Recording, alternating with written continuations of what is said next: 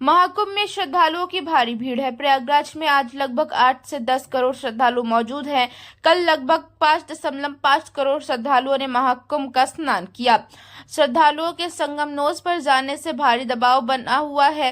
रात 1-2 बजे के बीच अखाड़ा मार्ग पर बैरिकेड्स को फांद कर आने में कुछ श्रद्धालु गंभीर रूप से घायल हुए हैं। उन्हें तत्काल अस्पताल पहुंचाया गया है। कुछ श्रद्धालु गंभीर रूप से घायल है। प्रशासन स्थानीय स्तर पर श्रद्धालुओं को सकुशल स्नान कराने के लिए लगातार लगा हुआ है। प्रधानमंत्री मोदी प्रातः से लगभग 4 बार श्रद्धालुओं के बारे में जानकारी ले चुके हैं। भाजपा अध्यक्ष जेपी नड्डा और केंद्रीय गृह मंत्री अमित शाह भी प्रातः से ही श्रद्धालुओं के बारे में लगातार जानकारी ले रहे हैं। प्रयागराज में हालत वर्तमान में नियंत्रण में है, लेकिन भीड़ का दबाव बहुत बना हुआ है। संतों के साथ भी मेरी बात हुई है। उन्होंने बड़ी विनम्रता से कहा है कि पहले श्रद्धालु स्नान करके निकल आ जाएंगे, उसके बाद ही हम स्नान के लिए।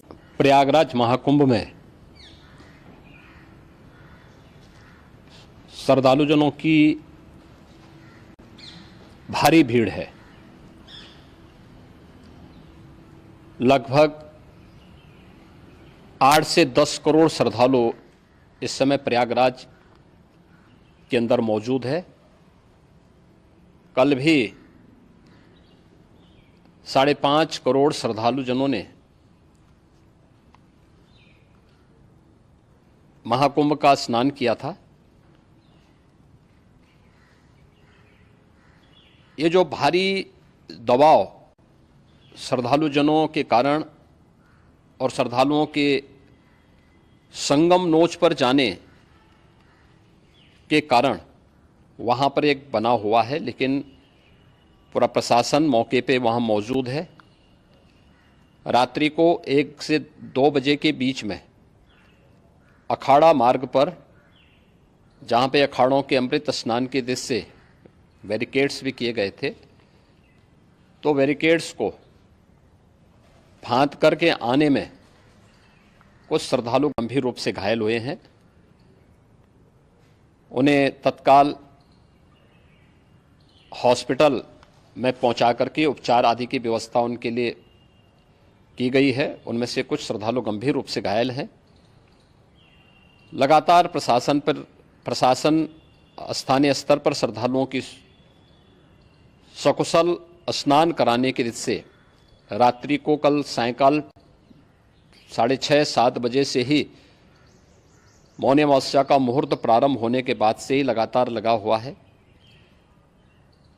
प्रयागराज में महाकुंभ में श्रद्धालुजनों के सकुशल स्नान करने, अमृत स्नान के लिए देश भर से आए हुए श्रद्धालुजनों की व्यवस्था के लिए, उनके कुशल क्षेम के लिए आदरणीय प्रधानमंत्री जी का प्रातःकाल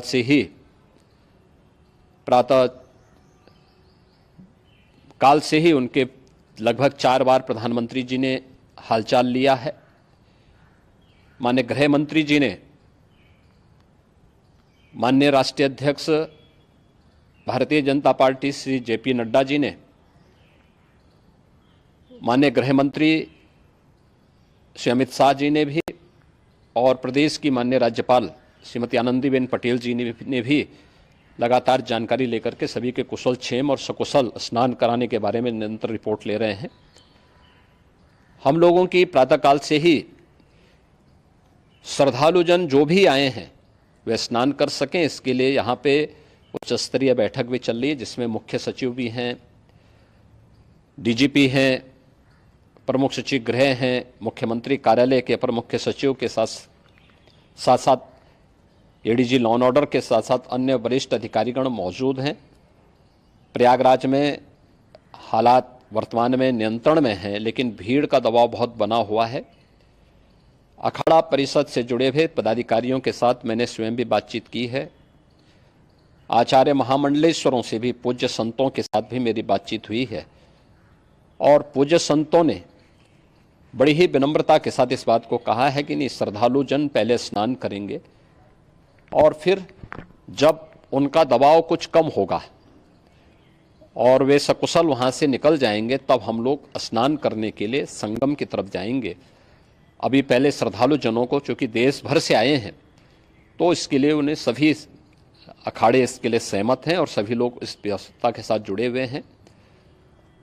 लगातार इस दिशा में हम लोगों का प्रयास है कि जो अब तक प्रातः काल से ही आपने देखा होगा, कल मैंने बताया कि कल लगभग 5.5 करोड़ श्रद्धालु कल महाकुंभ का स्नान किए हैं और आज प्रातः काल तक लगभग 8:30 बजे तक 3 करोड़ से अधिक श्रद्धालु स्नान कर चुके हैं और ये लगातार जारी है। लेकिन संगम नोच पर, अखाड़ा मार्ग पर, नागवासुकी मार्ग पर लगातार दबाव बना हुआ है और वहाँ पर श्रद्धालु जनों की सुविधा के लिए भी हर प्रकार की वहाँ पर प्रशासन पूरी मुस्तैदी के साथ लगा हुआ है।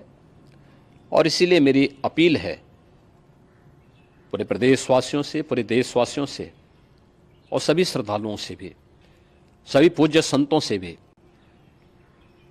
कि अफवाह पर कोई ध्यान न दें, संयम से काम लें। ये सब आयोजन सभी लोगों का है। प्रशासन उनकी सेवा के लिए पूरी तत्परता के साथ लगा हुआ है। केंद्र और राज्य सरकार पूरी मजबूती के साथ वहां पर हर प्रकार का सहयोग करने के लिए तत्पर है। लेकिन कोई किसी अफवाह पे ध्यान न दे। कोई भी व्यक्ति नकारात्मक अफवाह फैलाने का प्रयास करेगा, उस प्रकार से नुकसान हो सकता है। और जहां पर हैं आप, लगभग 15 से 20 किलोमीटर के दायरे में अस्थायी घाट बनाए गए हैं, उसमें कहीं भी वे स्नान कर सकते हैं।